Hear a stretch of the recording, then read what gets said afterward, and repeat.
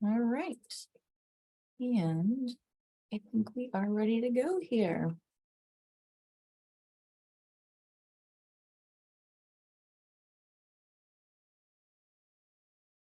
Nope.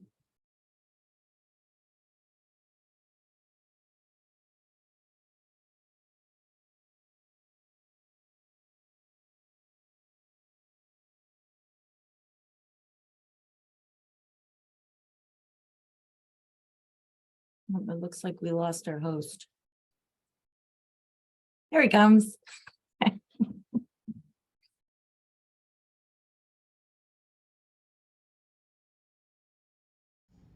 Morning, everybody. Morning. Morning. Good to see everyone. Sorry, I'm just a couple of minutes late, but looks like everybody's here. Y'all good? Everybody good to go? We are. Yes. Thank you for gathering, albeit virtually. I guess it's convenient sometimes to do that, hopefully for everyone. And Janice is with us here today, I think from afar, so that made it convenient for you. Thank you for being with us. Wanted to welcome Councilmember Gregg, who's new to our committee. Isn't that right, Councilmember? Is this your first or second meeting with us? First meeting, yes, sir. Yeah, so one of our other council members, I think Councilmember Shealy rolled off. Isn't that right? Somebody rolled off, so welcome. And there was somebody else new that was going to be, Diamond, are you now representing the Charleston Metro Chamber of Commerce? Yes, sir. Yes, sir. All of us kind of know each other. Why don't you introduce yourself to everyone, Diamond, if you would, please. Okay. Good morning or almost afternoon, everyone. My name is Diamond Curry. I'm replacing what was Bailey Vincent and Scott Barheit for the Charleston Metro Chamber of Commerce to sit on this advisory committee. So thank you for having me. Before I was with the Charleston Metro Chamber, I spent some time with Charleston County in their housing department. Great. Thank you. Welcome aboard. Glad to have you. And I guess it would be polite. I know you. Y'all mind just introducing yourselves briefly to Diamond so she knows who's on our team here. Stuart, I see you. Hi. Good morning. I'm Stuart Weinberg. I'm the community member of the committee and have worked with the city in the development of our climate action plan and other things that have happened. And we are really proud of the work that we do from this committee. So welcome aboard, Diamond. I think we've met actually, right? Okay. Yes. Mark with the Port Authority. Hi, Diamond. I'm Mark Messersmith, South Carolina Ports. I'm our environmental manager, working in our engineering department. And if y'all would allow me, I'd like to introduce an intern that I have with me for the summer, Bernard Brown. If you could maybe introduce yourself, Bernard. Hi, how are you doing? My name is Bernard Brown. I'm a student at Coastal Carolina University. My major is anthropology and geography with a minor in sustainability and a certificate in GIS. Well, terrific. Welcome to you as well. Glad to have you with us today. Diamond, I know you know Kaylin with the city. Yes. Hi, Janice, Kaylin. I think Janice is going to make a presentation a little bit. You know Catherine with the COG? Yes, I do know Catherine and Kendra. You know Kendra too, right? Mhm. Okay, you Yes. know, I think you know most everybody. Christine? Hi, I'm Christine Von Kalnitz. I'm the sustainability manager over at MUSC, and I'm also an energy manager at MUSC. Yeah. Hi. Great. And you know Danny Cassis with Dominion? I think everybody knows Danny, right?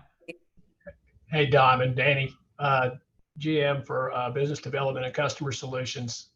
And yeah, long relationship with the Chamber and maybe long relationship with almost everybody on this call. So good to be here. Right. Thank you. Good to see you. You know, our council members, Steve Bowden and Boyd Gregg, and then Adrian Kane is a new face now representing the Home Builders Association. Does everybody know Adrian? I think I know most everyone on the call. Thank you, Mr. Mayor. Okay, great. All right, so without further ado, it looks like we go to our resilience update. Dale, you want to make a little presentation on that? No presentation. There's many other items on the agenda. I just wanted to make a quick update for the committee. City Council did receive and acknowledge the updated flooding and sea level rise strategy that the city put together, over the course of the last number of months.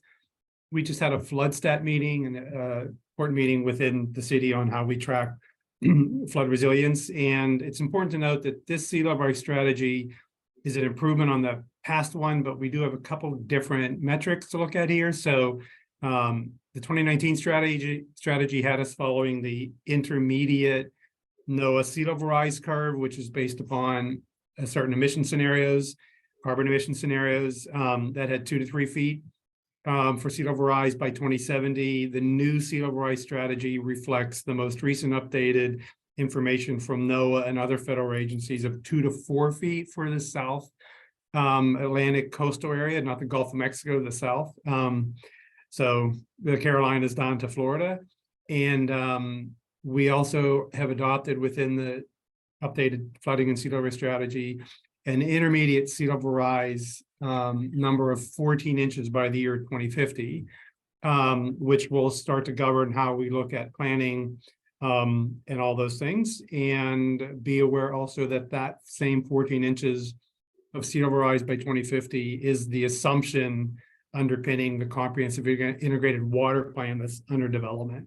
And both of those numbers, 2 to 4 feet by 2070 and 14 inches by 2050, those have been separately confirmed through a different set of modeling that the city worked with and other folks in the county worked with, and I will share that with you all on a future date, but fairly confident that these are the things we need to plan for going forward. Just a quick update on the comprehensive water plan. We're about halfway done with that work. Had 11 external workshops over the last number of months. Those are mostly done. We're starting to digest, the team's starting to digest all the information gathered and sort of work out some direction in pilots. We will share an update with city staff in July to get feedback to see things that we've missed. So that's underway. And then we hope to be able to present a draft plan to city council and to this committee probably in September, late September, early October. That's the timing. So that's exciting work. It's a little bit scary, but it's also exciting work and important work. And just a quick reminder, some of you on the phone or on the call have worked with us, worked with the city over the last year to upgrade the city's ordinance to prohibit slab on grade construction in the 100-year floodplain. It's a very important step for the city. Again, we will implement this beginning in 2024. We agreed with the home builders and realtors and the chamber and the environmental organizations that will monitor how this gets implemented over the, maybe the first 18 months of its being in effect, so we can understand if there are changes needed, whether because it's too hard to comply with or causing some, externalities for the builders, or if it is not, and if we may want to become a little bit more progressive with it. Just want to give you those updates. That's where we are. Happy to answer any questions about any of those items. And if not, we can go to the next item. Okay, anything for Dale? Any questions on all of that? All right, Katie, you want to chat about our sustainability, EVs, composting? Sure, thank you, Mayor. Mm-hmm. So I have 2 updates for you. I put together some slides here. So a real fun announcement. We just added our first 2 electric vehicles to our fleet this past month. They are being tested to pilot, what our new policies and procedures are for staff, how to charge them, things like that. So our mail courier and our HR department will be driving one, and then the planning department is sharing the other. So pretty exciting stuff here. We've been doing a lot to transition our fleet, and we also trained all our staff and created a training plan, and we've recently identified funding to perform a fleet transition plan. So right now we are actually working on redefining our goal in flood stat needs to be more time-based and measurable. So we want to actually create a goal for the light duty fleet. We believe we have about 50 light duty sedans available that we could transition first while we wait, on the SUVs and trucks for more options and more availability. So our next steps are to complete this fleet transition plan. We're hoping to start it this summer when we get the grant funding for it. And we're obviously going to keep working on charging station infrastructure. And our goal is to take that fleet transition plan and then apply for a large federal funding grant to implement it. So pretty exciting stuff happening on the fleet front. Any questions about the fleet? All right, I'll keep going. Danny, you better have a lot of power ready for us over the next couple of years. Yes. Mayor, I'm fine, and you just got to take this. I think you need to take the signs off those city parking garages that prohibit EVs from parking in there. I'm going to self-confess, I park in there all the time, so just take those off because we're ready. It's just for the bolts for the battery issue. I got you. I'm working on them though. One particular vehicle, I'm told, had some problems, but since that's resolved, we'll remove the signs. So our compost program, as you all know, Mayor Tecklenburg and City Council approved funding to permanently make this a program in 2023 and to double its capacity. So we went from our 3 pilot drop sites to 6 city hosted sites. And we've also invited all the regional partner jurisdictions to join us. So we are actually up to 13 drop sites now. And basically our partners pay for and host their own sites, and they're all just part of one program. So you can drop off your compost, your food scraps at any site that's convenient for you. So pretty exciting to watch this grow and the spread over. You can see we still have some gaps, Center West Ashley area, and of course, Johns Island. So trying to figure out those opportunities in the future. We also did all kinds of trainings and workshops in all various locations during Q1, and we hit over 500 people. We gave away these little compost bins and helped people understand how the program worked. We also went out to our farmers market, and we partnered with our farmers market manager, and we went out and trained all the vendors how to compost. So now all the vendors are composting at both city farmers markets, which is pretty exciting. While we were at the West Ashley market, we also hosted a tent, and we got to talk with residents there too about the program for a couple weeks. And then we also promoted it at many of the Earth Day fair events.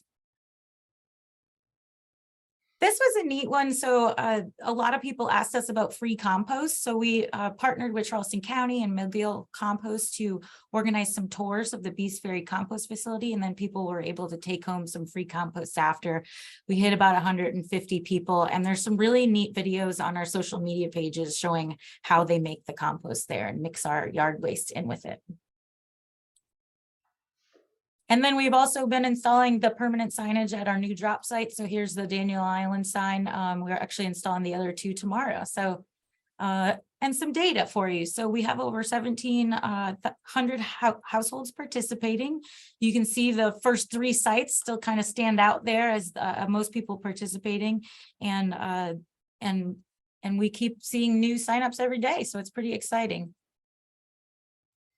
So here, our goal for the year, last year, we diverted over 50 tons just in our pilot project. We're already at about 35 tons in the first 4 months. We don't have our May data in yet. But our goal this year is to hit 150 tons. So we are on track to hit that. And that's pretty exciting news. It's always good to have goals. And then for the future, we are trying to create a corporate sponsorship program, and we're hoping that maybe some businesses would like to fund some more drop sites around the city. So we're going to start working on that this fall, hopefully when some more grant funding comes through to help support signage for that. And then we're trying to organize more opportunities for pumpkin composting in the fall too. So that is all I have for the compost. Are there any questions? Pumpkin smash, that sounds like fun.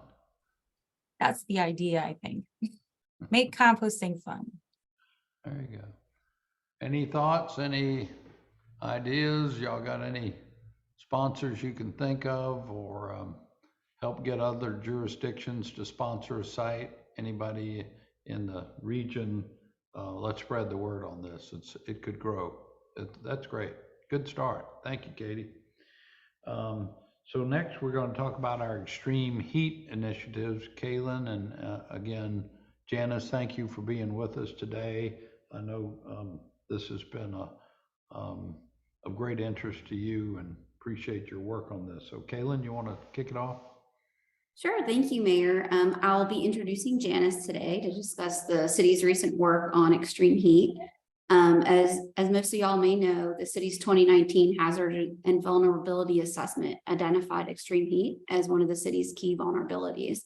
So over the past year, Janice has worked with the city staff, including the Resilience Office and our GIS department, to help us address and communicate risk of heat in Charleston. And we've been doing that in partnership with NOAA, MUSC, the Citadel, and South Carolina Sea Grant, amongst other partners. It's also helped spearheaded work by the city's GIS department to overlay our tree canopy and heat mapping throughout the city as well. Little brief background about Janice. She's the founder of Climate Adaptation Partners, and she works with public and private clients to identify their risks and vulnerabilities to meet their resilience goals. She has 30+ years of experience in design and planning to help generate dynamic strategies to address climate change. We're really fortunate to have Janice leading our heat team here in Charleston. So I'm going to turn it over to Janice to talk a little bit more in detail about what the work has encompassed the past several years. So take it away, Janice. Thank you so much, Kaylin. I'm going to click through 4 topics here. Really appreciate all of you inviting us to come back. When I say us, it's because, let me just advance this slide. Us is a very big group of people. I'm just here as a representative. We wanted to talk about 4 topics today that kind of help you get up to speed on the work that's been happening. We'll start with where this all began. Some of you might have seen this early on, and then we'll end with current work. The first thing that happened, as Kaylin mentioned, when the city completed its vulnerabilities assessment, extreme heat was an issue, but it's not obviously the priority issue. You've got some real concerns with water, as Dale was just describing, and those priorities are absolutely critical. In fact, there are so many projects coming up that included water, as well as the kinds of expansions of work at the Medical District, West Edge, with the DOT, that there are billions of dollars going into the ground. However, none of those dollars were addressing the fact that the heat was going to change quite a bit over the course of the century, with extreme heat days over 90 degrees, tripling within the century. And as NOAA has flagged, this is a really deadly issue. In fact, year over year, NOAA tracks the heat fatality as the most severe weather fatality across the country. So when we think back at those investments and think about, well, these things are intended to last 50, 75, 100 years, we need to be thinking about that background of how heat is going to change along that same timeline and whether or not we're thinking about heat in those investments. So in working with this Charleston Medical District back in 2019, 2020, Christine was a key part of that. We did some Landsat sampling just to see satellite data on surface temperature, and coupled that with some emerging technologies using FLIR-1 cameras to help you understand thermal images and tracking those through GPS data. And we did that work on a typical day in Charleston summer, right? Nothing fancy here, it's just a normal day. And what we found in looking at surface temperature, these little orange bubbles tell us what the surface temperatures were that they were a lot hotter than what we had expected. And even in places that were intended to be cooler, things were hotter. So we were seeing temperatures that were pretty extraordinary in places like the gardens at MUSC. And when you look at B Street, where a lot of that development was going to be centered, we saw some pretty significant temperatures, more like a hot corridor than a cool corridor, but that's normal actually across all the data we collected. We actually saw a 40-degree temperature difference, same day, same places, just material choices making that impact. So with Christine and others' leadership, we ran a heat charrette at the Charleston Medical District, and as the medical district was thinking about planning, master planning across all 3 institutions at that time, worked with the engineers to raise the discussion of heat. That then led to research with the CISA, the NOAA CISA team, in 2 ways. One, looking at outdoor worker exposure to heat, and the second, looking at wet bulb globe temperature.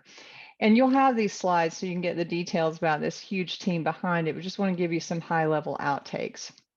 When we looked at outdoor workers, we were really trying to understand temperature and humidity and how workers were exposed to that. So MUSC and Citadel grounds workers and MUSC safety officers. Over the course of 2 weeks, we collected about 8,500 observations, and there were some major takeaways there. One, the workers' personal exposure to temperature, ambient temperature, was far higher than what was at the weather station. Two, the heat index, so that's temperature and humidity, was higher than at the weather station. And three, for grounds workers, it was even higher. And so what that told us was that the heat index values for Citadel and MUSC were above a heat risk threshold, and that there should be heightened prevention measures. And they were already doing some things like adjusting their work days in order to accommodate that kind of heat. But we shared with them, the supervisors of those groups, some NIOSH recommendations on other things that could be done. And at the same time that was happening, a group from UNC under Chip Conrad's leadership looked at not only the heat index, but also wind speed and solar radiation. When you put those four things together, that's what's called wet bulb globe temperature. Now, we all know that from high school athletics, right? In high school athletics, when it's too hot, you don't practice, or you kind of back down your practice. We also know that from the military. Citadel's been tracking this forever. What might be a surprise is that when you look at children, American Academy of Pediatrics has a far, far lower rating for risk thresholds for children's exposure to heat than for the military or for high school athletics. So what we began to look at again was the surface temperature issues and how surface types, the degree of shade, and the openness of the landscape. So how much can the wind blow across it, or how rough is it or closed in is it? How does that begin to impact temperature? And what we found at the CMD campus was that there were some pretty hot spots, like there on Doughty Street, where some of those earlier images were taken. In fact, many of the spots that were sampled were in those black flag rating temperatures. So that then led us to doing the Heat Watch research program the next year. Now, the Heat Watch research program is a growing program across the country. Charleston was one of the first cities in the Southeast to be involved in that, and has now spurred Columbia to be involved in that as well. And there are folks like Scott and Susan and all these volunteers here, including some folks on the phone who were so involved, right, Stuart? Thank you again for your help on that. The Heat Watch program really covered about 69 square miles after we took out wetlands and water and things like that across 10 traverses. This is an example of a traverse or a driving route. It also included FLIR teams, which is what Stuart was involved in. And we tried to map those areas based on disparities where we know that heat might more negatively affect people, making sure we got those areas covered. And with all the 27 volunteers, the 10 routes, the FLIR mapping, we had about 58,000 measurements, including images like these that Stuart and team collected to see how temperature changes across surface over the course of a day. Those data are all available now in this Heat Watch summary that tells us that the density of development has an impact, that the conserved forest is really important, and that there are some areas that we thought might have an impact, like swamp, was not really impactful. And these data have all been fully visualized through the city GIS team on this website. So the last thing we want to tell you about is some of the more recent work. Based on what was happening with these Heat Watch programs, NOAA then convened a program, a pilot project, where they brought together 4 cities, Charleston along with Miami, Las Vegas, and Phoenix, to dig deeper. We ran a project in Charleston called CHIRP, the Charleston Heat Health Research Project. NOAA sponsored this work because of that heat fatality slide that we showed earlier. And they're also recognizing that heat is an inequitable pain point, right? So they're really interested in how to work with communities to better understand heat health impacts and address their needs. And we are still ongoing in that work with that cohort. Local partners came together with Sea Grant as the administrative outreach lead, and obviously the city, Charleston Housing Authority, ourselves, Citadel, and MUSC Health primarily. The reason we said Charleston Housing is because this announcement had just been made about Housing Authority intending to do some renovations or replacements across the city. And it's when you're doing renovations, it's an opportune time to say, well, does that surface temperature, that surface materials matter?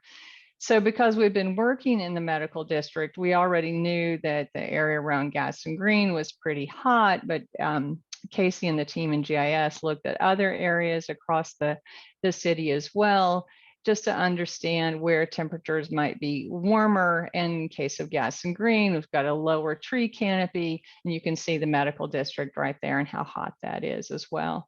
So we did a similar kind of thing. On a typical day, we collected data to understand temperature and humidity and wet bulb glow.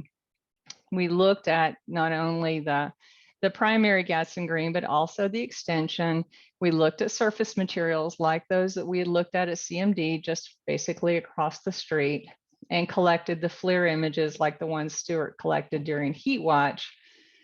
And in looking at those temperatures, we said what's happening in the morning, the blue lines, what's happening in the afternoon, the red lines. And this is just a simple graphic to show the kinds of materials that we sampled.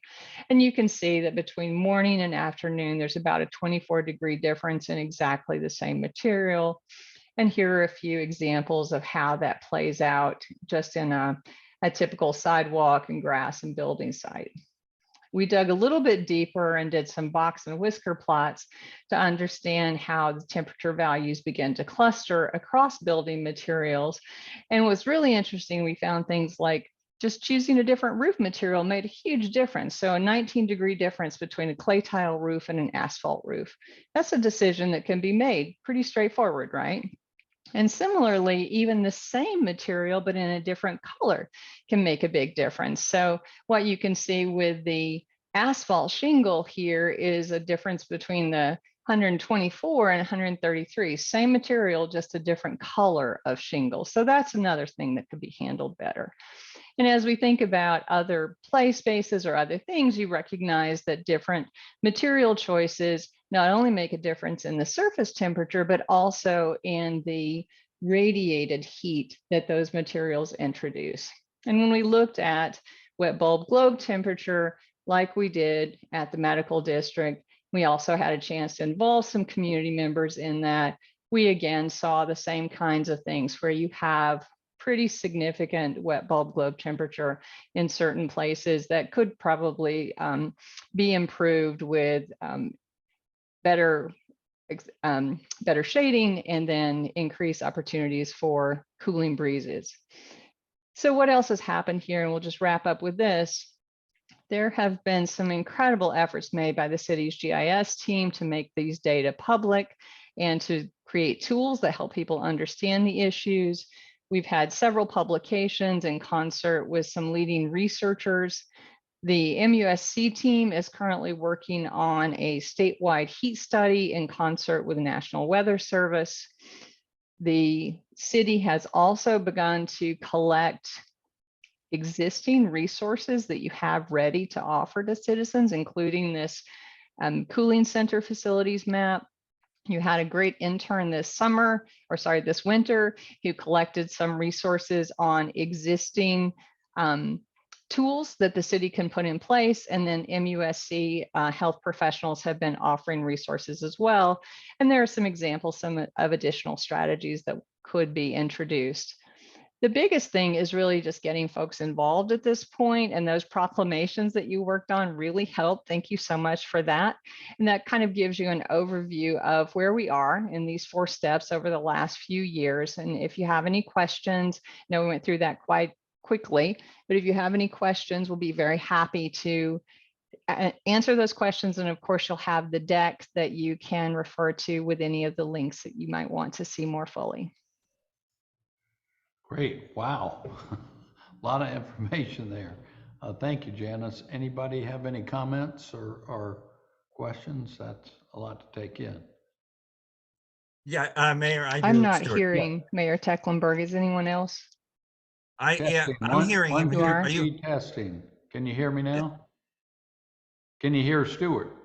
Can Go you ahead, hear me, Stuart. Janice? No. Janice, you have a problem with your Janice. We're all talking. We can hear each other. Right, we hear each other. Should I say what I was going to say anyway? But since Janice mentioned my name a few times, it was absolutely amazing. I did the Ashley Greenway, and I had no idea how. It was a hot day, but I had no idea how hot the surface was. And then that part of the West Ashley Greenway has no trees. So if people are going to be walking there during the course of a summer day, how much hotter it is because there are no trees and no shade. But it was absolutely amazing. And those pictures that Janice showed, it really clarified how you can measure heat. So it was a fascinating experience. And I think it's a lesson for all of us that we don't realize, as Janice said, this is an outcome of climate change, that the days are all getting warmer and warmer and how it affects. And I think as we start looking at new construction in the city of Charleston, we need to keep that in mind as well. So Janice, have you joined us to be able to hear us yet? Or not yet? She just put in the chat that she can't hear anything. Okay. Okay. Oh, well, Mr. Mayor? yes, sir. Yeah, just wanted to provide a little bit of additional context. So Janice and I go back quite a while from Dutch dialogues, and even before we worked on some similar things up in New York post Sandy. So Janice is a true asset and a true believer and in this work. And she was always telling me, Dale, we need to do water and heat.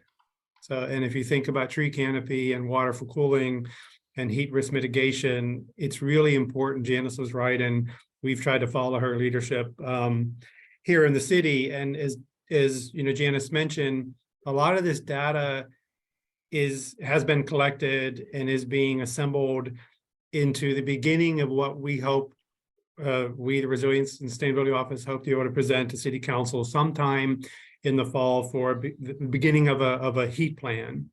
And the reason that would be necessary is tourists, elderly people, you know, folks with pre-existing medical conditions, pregnant women, outdoor workers, all those folks, we need to understand better the impacts upon their health and their ability to get around during the day from heat, because it is going to get hotter. And then what we as a city may want to do to consider that. So this effort, Janice has been spearheading it, and it is a water and heat thing we're trying to put together. And I just can't thank her enough for all of her leadership here.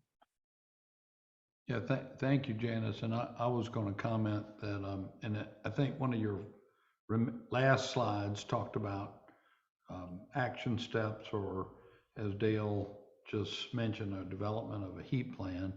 The incredible amount of research has gone into all this. Y'all have done a terrific job.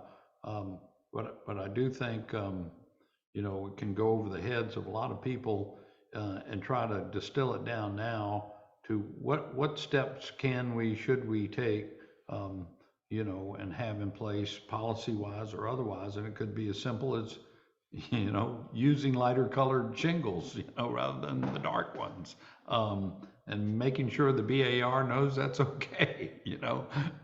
So it could hopefully, you know, lead to all kinds of action steps that would be helpful.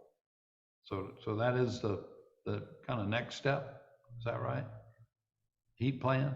We're going to call it the heat plan. Yeah. I don't know if Janice is going to answer, but yes, we will have an intern, Resilience Sustainability Office have an intern this summer working on this, and again, furthering the work that Janice and others have done, and we'll try to distill that down in at the beginnings, sort of a national sort of heat plan for the city. It won't be as detailed as our stormwater management plan or our stormwater design standards manual or our comprehensive water plan, but it'll be the start of it, and we can then build on it in the future. Right.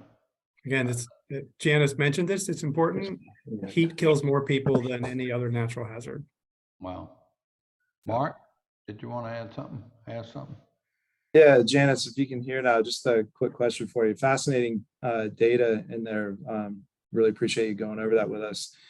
Do you have any like correlative data between the superficial temperatures that were measured and then maybe what the ambient temperature was, say 3, 4, or 5 feet above that surface, and what the different materials did to impact the air temperature, not just the surface temperature, but the air temperature that the workers or anyone around there would be feeling? And was there that much of a difference between, say, the artificial turf and natural grass and obviously asphalt and concrete and everything nearby? Yeah, we do have, and sorry about that. I thought, boy, I've gone long. They've muted me. It was my Bluetooth. So thank you for your patience. Yes, we have data that show what the surface temperatures are. We have the ambient data from the National Weather Service because there is not a sampling site right at that point. It's not a one-to-one. We had the hydrocrons that were actually on the bodies of those outdoor workers. So that was where the personal ambient and the personal heat index was being taken. They were also wearing GPS watches, so their movements were tracked and they kept a log of what they were doing. So we have quite a bit of complementary data that can be used on that. And we do have at this basically the same time period in 2 different sampling locations on that west side of the peninsula, the Charleston Medical District and Gadsden Green, the differences in those materials. And we have the materials not only in the shade, but also in the sun. So you can see just the difference there. And we went through this pretty quickly, but if anyone's interested in a deeper dive on the data, I promise you, and Dale and Kaylin will agree, and Christine, that we have a lot more slides to share. Great. Thanks, Chance. Thank you. And I would note, and Katie might have a better update on this than I do, but we are doing a complete inventory of our tree canopy in the city as well. And that should be able to tie into planning for future plantings, tree plantings in the right places to try to mitigate this heat analysis as much as possible. Isn't that right, Katie or Dale? That's right. The Parks Department's working on the street tree inventory, and then our long-term plan is to use that data to apply for a big federal grant to plant trees in disadvantaged communities. And if we do that in the right places, they waive the match completely. So it's a good opportunity to plan for, and we're hoping to apply for that spring next year. Great, thank you. Well, again, Janice, thank you for being with us today and for all the incredible work gathering of data on this heat index. And you're so right. It's a killer, and it's going to get worse over time. So important for us to mitigate for it in every way we can. Thank you. So next up, we got a little. We're talking about sustainable events and having a guide for that. Katie? Yes, thank you. So let's see here. So basically, sorry, let me get this out of the way. Here we go. We have been paying close attention to events happening in the city. We know Charleston is home to many different events of all sizes on public and private property. And we want to try to create a guide to help these events, give them some ideas, get more creative so they can be more sustainable, reduce waste, and just have less impact on our local community. So what a lot of other cities have done is they create a special event guide and a sustainable event guide. And so we've kind of modeled this idea off of others. A lot of the other guides are very long, they're lengthy, 15 to 30 pages. So the idea was kind of, do we consolidate this into a simple, 4 page checklist, similar to how we did it in our climate action plan for a resident checklist, like you kind of see here on this image? Or do we spread it out a little more? Maybe we spread this to 8 pages, add more pictures, add some facts. And that I wanted to kind of put it to the committee for your thoughts on it. And before you're also, I would love to hear input specifically on all these items too. If you have anything you'd like to change or add, you could feel free to email me those specific comments. We don't necessarily have to talk about each detail today, but I wanted to kind of get your thoughts on the formatting. And let me say too that Katie has been working on our special events manual, and it is nearly ready. So the other topic of discussion is, how do we attach this to the manual? Is it part of the manual? Is it a chapter? Is it an appendix that can be referenced and printed separate? And so these are kind of some items to talk about today. If you have any questions about the permitting of special events, I know Dan Riccio, Amy Sutherland, and Katie Ernst are all on, and I will promote them to panelists right now. And maybe we could talk about that more. And for anyone, the guide is actually in the agenda packet that I posted in the link. So please feel free to check that out and share any comments. So let me just promote the livability folks, see if they have anything to add. And with that, are there any? In the meantime, I see Kendra has her hand up. Yeah. Kendra, you want to add something or? Sure. I didn't know if Dan wanted to say something, though I know Katie invited them to say something first. So. No, go ahead. Okay. No, I just wanted to congratulate you on this document. It is really, I really enjoyed reading through it, and I thought it was great and very helpful, and I thought it was pretty clear as to what was what was required and what wasn't, and ways around it. And I like the way it's set up as a checklist. As someone who does a lot of events, I thought that was very helpful. I was when it's all done, I'm going to share it with the college because I think it would be very helpful for us to use it as well. I think having it as an appendix makes sense, and perhaps down the road creating some kind of point system where, if people do a certain amount of these things, that the city would acknowledge them as a sustainable event or something.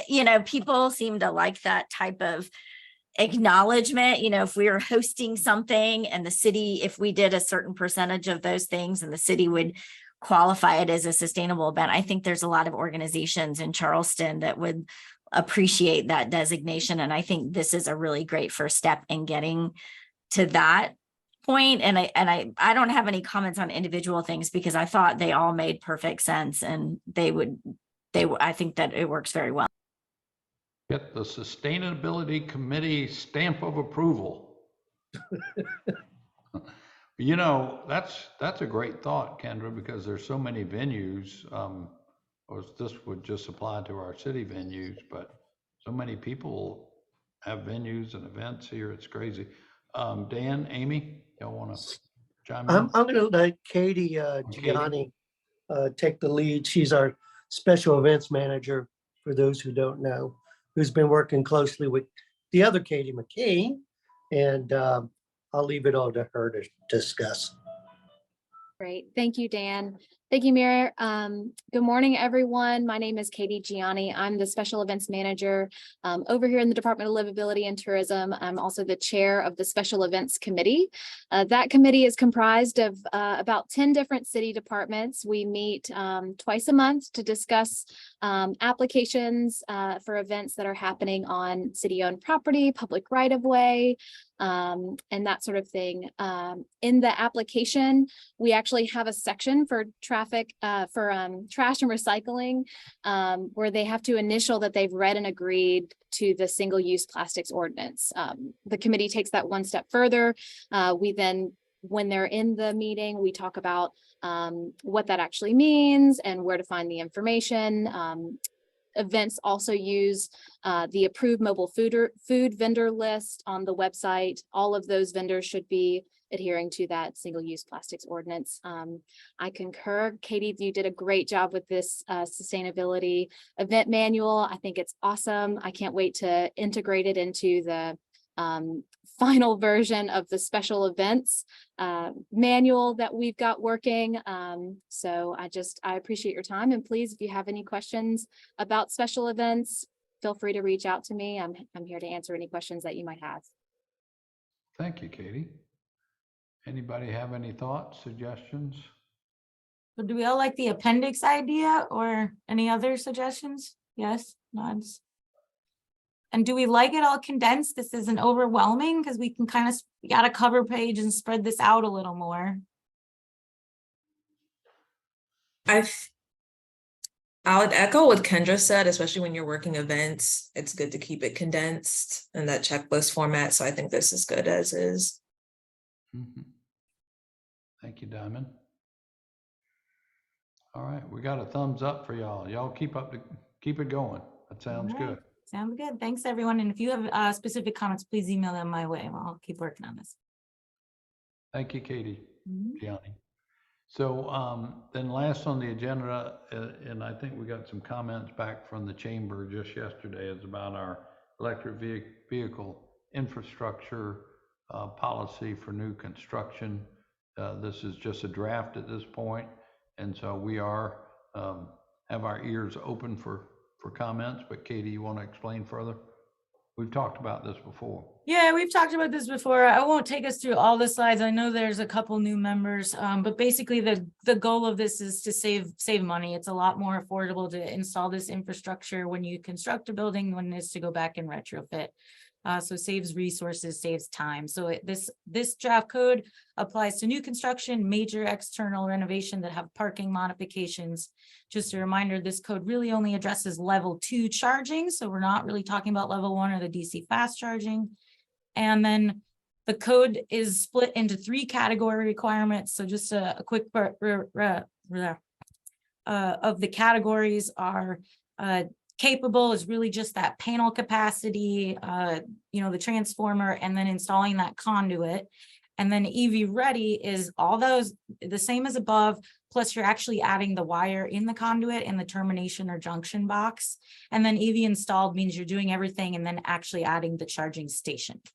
So my last slide is a little intense. Again, the copy of this code is on the agenda package.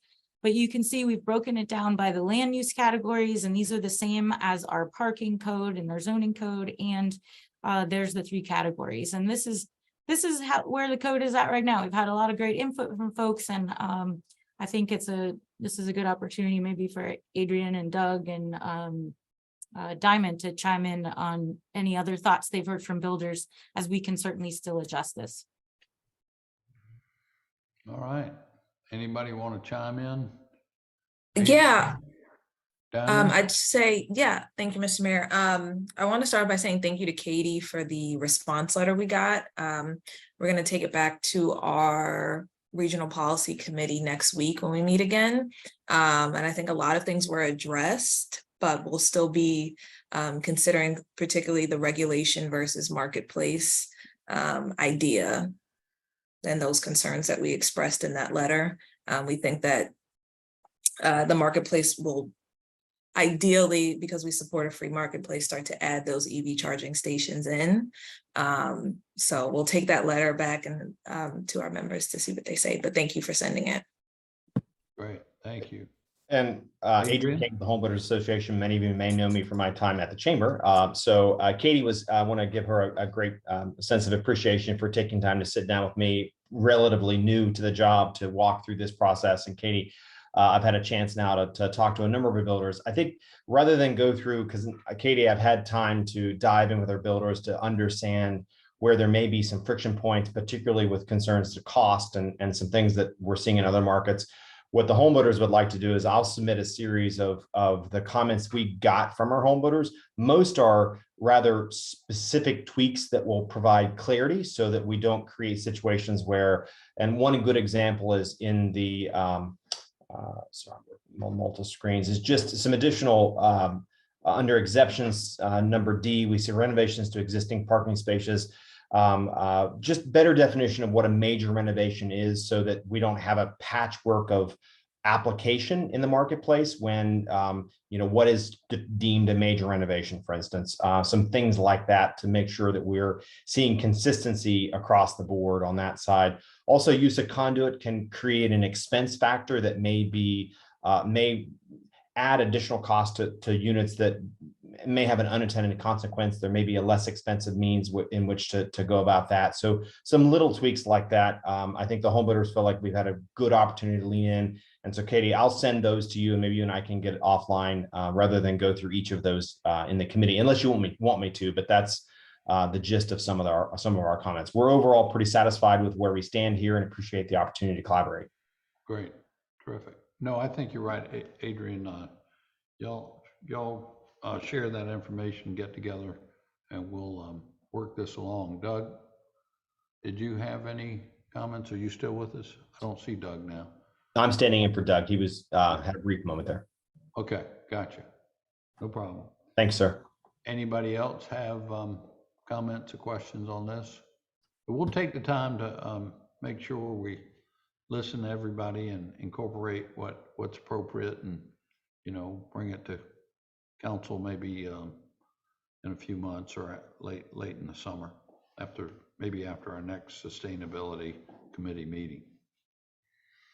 All right. So was that it on that, Katie? Yeah. I guess we could have a public comment period. I see a couple of question and answers that came up on the screen. But Katie, could you allow Sure, it looks like enable our folks that want to say something? I see Ben yeah, Kessler has Ben his would like to hand up. talk. And if you're on the line and you would like to talk, just raise your hand, please. Yeah, appreciate the opportunity, and thank you, Mayor Tecklenburg, for setting up this committee, and Katie for your presentation. I apologize, I may have jumped the gun there, thinking that the comment period was the public comment period, but appreciate the opportunity. I work for a company, ChargePoint, which is one of the world's largest EV charging infrastructure providers in terms of hardware and software. We're a US-based company with US-based manufacturing, and we also have offices in South Carolina. Fortunately, didn't get them in Charleston, but they are in Greenville. But they are there in the state. And related to the EV Ready Building Code, we're in full support of this. Where we see this really benefiting the city is, as the state transitions to an automotive workforce, especially a high-tech workforce, this is going to benefit the contractors that are on the ground who are installing these charging stations, as well as benefit the city. And when it comes to tourism, right? Charleston is the holy city where lots of folks come, and it's from out of state. And we know these out of state drivers are coming with a lot of EVs, right? And then when it comes to equity, I think in terms of the residential and multifamily charging, this is one of the biggest questions for someone when it comes to purchasing an EV is, do I have home charging? I personally drive an EV in the state. I do not have home charging. I've been doing it for 9 months and fully reliant on that public charging infrastructure. I'll tell you, if I had a home charger, it would make things a lot easier. My parents have one, and it's really nice to have a home charger. So I'll just say having that code in there will really be a boost for the city. In terms of the equity, where we're seeing the market approach of deployments happening now in multifamily dwelling is really happening in higher income locations. So by having these codes for not even installing the stations yet, but just having the wiring and conduit laid for some of these, full scale market approach to the housing, I think will be really beneficial in the sense, like what Katie said is, we're seeing a 5 to 10 times cost reduction when it comes to new construction versus retrofit. Right. So I'll pause there, but thank you very much for the opportunity. Thank you, Ben. I appreciate those comments. Chris Carnevale, you out there? Hey, I'm here. All right. Pardon the noise. I'm outdoors and a big gust of wind just came through. But hi, I'm Chris Carnevale, and I live in West Ashley. I work for the Southern Alliance for Clean Energy, and I wanted to express our support as an organization for the EV Ready ordinance. The ordinance will help residents and guests of Charleston realize the numerous benefits of electric transportation. And importantly, like Ben was saying, the ordinance will also help provide more equitable access to the benefits, particularly for renters and residents of multifamily housing who may otherwise get left behind without anywhere to charge. So this ordinance does a good job balancing affordable housing and traditional housing, ensuring all residential buildings subject to the policy have some EV provisions at a reasonable cost and provide more opportunities for all residents, regardless of their income, to be able to take advantage of the opportunity to lower their bills with an EV. The ordinance, it rightly prioritizes more chargers at residences and accommodations where overnight charging can occur, which keeps charging as convenient and affordable as possible. We do have one suggestion for improvement, which is to add a requirement to have a master schematic showing where the EV capable and ready spots are. So in the future, when it's time to run the wiring, it will be easily known which exact spots are EV capable and EV ready. Just wanted to, again, reiterate our support and thank you for your time and consideration. Great. Thank you, Chris. Appreciate it. And Miss Brandon? Hi, good morning. Can you hear me? Yes, ma'am. Thank you. And good morning, Mayor and all other attendees on the line. My name is Brandon Villalona, and I'm with the Maritime Administration at the U.S. Department of Transportation. I am your regional director. I have South Carolina, Georgia, Florida, Virgin Islands, and Puerto Rico. I have worked pretty extensively, I'd like to say, with Mark and his team there. Thank you, sir. Nice to see you. On a couple of different grant programs and opportunities. And I serve as a liaison, essentially, and generalist across all of our different missions at the Maritime Administration and at the U.S. Department of Transportation, all the different funding programs and resources that we have available. I just wanted to introduce myself. I'm looking forward to attending these meetings. I think that there could be an opportunity, if there is interest, of course, for infrastructure or planning grants to align with our Protect program that was recently announced. There's a NOFO out right now. So unfortunately, I have to jump into another meeting, but I think I sent an email over to Katie, and please feel free to share my contact information if that's of interest to the group. And if there's anything I can do to brief this body, this commission, on our programs and what we do and how I can assist you in any of your efforts, please let me know. And I'd love to be an agenda item for you. Thank you, Thank you so much for your time. I appreciate you joining us, and yeah, we'll stay in touch. I heard the word grant in there, so. Yes, sir. Oh, and I would be remiss if I did not mention that Dale Morris knows my maritime administrator, Rear Admiral Ann Phillips, from a different life, and she does send her regards. Thank you. So. Tell Ann I said hello. It's been a while. She's great. I most certainly will. I most certainly will. Thank you. Thank you so much for the opportunity to speak. All right. Thank you, Brandon. Westmoreland, are you with us? Can you unmute? Yes. Hey, Mayor. There you are. Yeah, good to hear from y'all. So not sure why I didn't press to speak, but very supportive of Katie's work on the ordinance amendment. So I think it's got a lot of merit, as they have expressed, and as with Dominion, just glad to support it any way we can to to help promote electrification and avoid really high costs of the retrofitting down the line. So that's really all I needed to add. Okay, great. Thank you, Westy. Was there anybody else from the public or anybody else on the committee want to add anything? I don't see any other hands, but there were a couple questions for Janice in the Q&A. Can you see those, Janice? Yeah, one of them I kind of tried. Devin with the Parks Conservancy let us know they're relaunching their Charleston Trees program, and they work with the Parks Department very closely. And so as I mentioned, and you did, Katie, that we'll be using our tree inventory to help guide where that Charleston Trees programs will plant. So I think she's just letting everybody know about that. Got it. It looks like these were already answered too. So I think we addressed that. All right. All right. Anything else for the good of the order? Appreciate everybody being with us today and great updates on heat and resilience and the water plan. Lots of good stuff going on. Thank you all. Thank you, See you everyone. next Stay time. cool. Stay Stay cool. Get wet and stay cool, maybe.